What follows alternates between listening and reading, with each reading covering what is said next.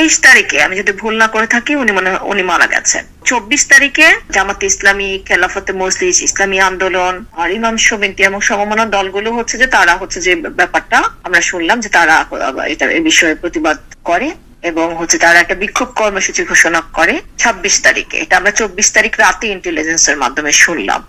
শোনার পরে কিন্তু 25 তারিখে আমরা এইখানে ওখানকার ইউনো ওসি সহ একেবারে দুই যে দলগুলো তাদের সব জেলা পর্যায়ের যে নেতৃবৃন্দ তাদেরকে নিয়ে এবং ওই যে নুরাল বাংলার যে পরিবারের সদস্যবৃন্দ তাদের কিছু ভক্ত আসছিল, তারা কিন্তু আমাদের কনফারেন্স রুমে তাদের দুই পক্ষকে সামনে নিয়েই বসে জিনিসটা নিয়ে 25 তারিখে তো বলা হয় যে আপনার হচ্ছে 30 তারিখ শনিবারের মধ্যে যে তারা 3টা জিনিস চেঞ্জ করবে। তারা বললো কবরের যে রংটা সেটা হচ্ছে কাবার আদলে করা, কাবার যেভাবে রং, তারপর হচ্ছে যে সেখানে লেখা ইমাম মাহাদি, আর কবরটা হচ্ছে 12 ফুট উচ্চতায়। তারা হচ্ছে যে আপনার এটা শুধুমাত্র 2টা কাজ করলো, রংটা চেঞ্জ করলো আর ইমাম মেহেদি লেখা সেটা চেঞ্জ করলো, কিন্তু কবরটা নামানোর কোন লক্ষণ নাই সেরকম তারা আমাদের জানালো বা ইউনো এবং ওসিও জানালো। 28 তারিখে আমরা জেলার যে আইন শৃঙ্খলার যে সর্বোচ্চ যে ফোরামটা সেটা হচ্ছে যে সেখানে আর্মি থাকে, পুলিশ থাকে, র্যাব থাকে, ডিজিএফআই থাকে, এনএসআই থাকে, বিজিবি থাকে, জেলা প্রশাসন, আমরা সেই মিটিং আহ্বান করলাম।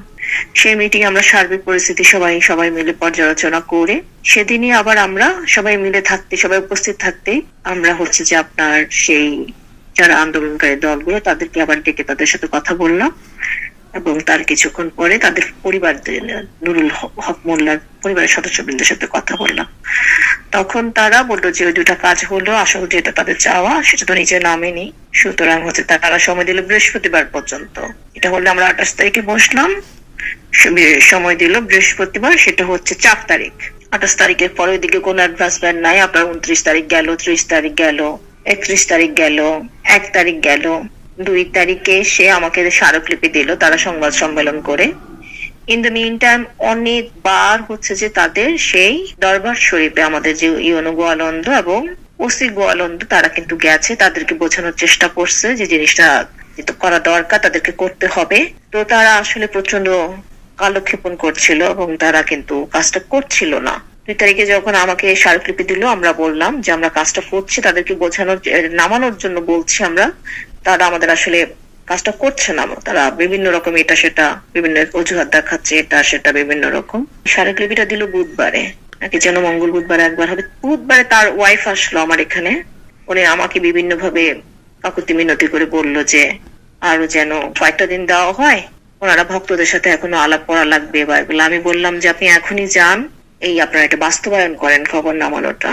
এটা বুধবার বিকেলের দিকে, বুধবার সন্ধ্যা থেকে তারা নামানো শুরু করলো, কিন্তু কাজের গতি অত্যন্ত মন্থর, খুবই আস্তে আস্তে আস্তে। বৃহস্পতিবার শেষ বিকেলে এসে আমাকে 4টা দল তারা এসে বললো যে তারা শুক্রবার একটু করবে, তারা সমাবেশ করবে।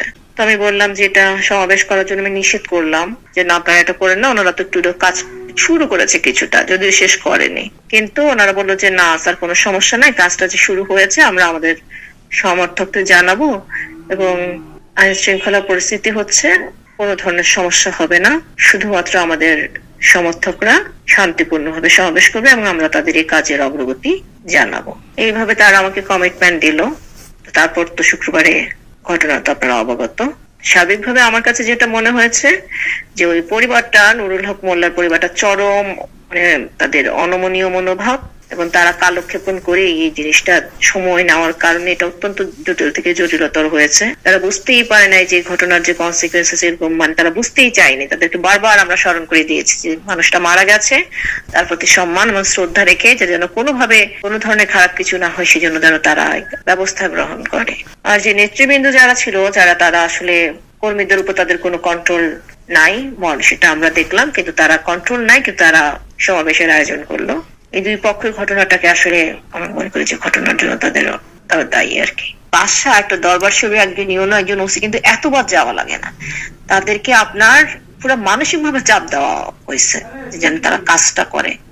এটা তো ধরেন যে ঘটনা আপনার কনফিউশন থাকে, সেক্ষেত্রে এটা তো একেবারে ওপেন লিবালকের মতো যে ঘটনাটা ঘটেছে। আপনারা সবাই অনলাইনের কারণে সবাই এটা দেখছেন। এটা পুলিশ অলরেডি মামলা দায়ের করেছে। র্যাব, ডিজিএফআই, এনএসআই সবাই ফিল্ডে এখন অ্যাক্টিভ। আমরাও নির্বাহী ম্যাজিস্ট্রেটকে দায়িত্ব দিয়েছি। সার্বিক আইন শৃঙ্খলা পরিস্থিতি আমরা সবাই মনিটরিং এর মধ্যে রাখছি। এই যে বললাম, আমরা একদম অ্যালার্ট আছি। আমি কালকে নিজে সারা দিন আমি গোয়ালন্দে ছিলাম। আমার সাথে জেলা কোর কমিটির মিটিং আমরা কালকে করেছি গোয়ালন্দে বসে। সব আর্মি, ডিজিএফআই, এনএসআই, বিজিবি, জেলা পুলিশ প্রশাসন সবাই আমরা কালকে গোয়ালন্দে ছিলাম। পুলিশ সারা রাতে 5 জনকে গ্রেফতার করেছে। আজকেও কিছু গ্রেফতার হচ্ছে। পুলিশের কিছু ঊর্ধ্বতন কর্মকর্তা বৃন্দ আসছে। আপনারাও যারা সাংবাদিক আছেন, যেহেতু আপনারা লোকাল, সেখানে কোনো ধরনের ইনফরমেশন আপনাদেরও যদি থাকে আপনারাও কাইন্ডলি আমাদেরকে জানাবেন। আমরা সবগুলো জিনিসই, এই সেনসিটিভ জিনিসগুলো অত্যন্ত সতর্কতার সাথে সবাই দেখছে। আমি আবারও বলছি, যদি সেরকম কোনো কিছু আপনাদেরও কোনো ধরনের কিছু থাকে তাৎক্ষণিকভাবে আমাদেরকে ইনফর্ম করবেন।